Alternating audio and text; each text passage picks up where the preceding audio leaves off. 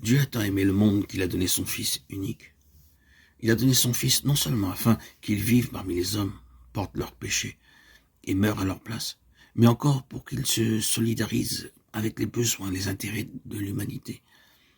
Celui qui était un avec le Père s'est uni à nous par des liens indissolubles. Jésus n'a pas honte de nous appeler frères, Hébreux 2:11. Il est notre propitiation, notre avocat, notre frère. Il paraît revêtu de notre humanité devant le trône du Père, et il sera pendant toute l'éternité un avec la race humaine qu'il a rachetée. Il est et demeurera le Fils de l'homme. Et tout cela afin de relever l'homme de la dégradation et du péché, afin de le mettre à même de réfléchir à l'amour de Dieu et de participer à la joie de la sainteté. Le prix payé pour notre rédemption, le sacrifice infini de notre Père Céleste en livrant son Fils à la mort pour nous, devrait nous donner une haute idée de ce que nous pouvons devenir en Jésus-Christ.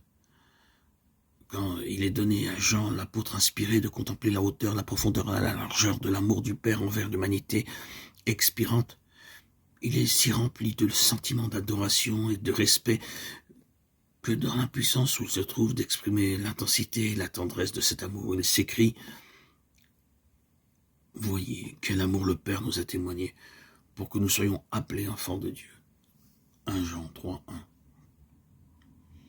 Quelle valeur cet amour donne à l'homme. Par la transgression, les fils d'Adam sont devenus sujets de Satan. Par la foi au sacrifice expiatoire du Christ, ils peuvent devenir fils de Dieu. En revêtant la nature humaine, Jésus-Christ élève l'humanité. Il place l'homme déchu dans une condition où, par la communion avec lui, il peut devenir réellement digne du nom d'enfant de Dieu. Enfant du roi céleste. Précieuse promesse.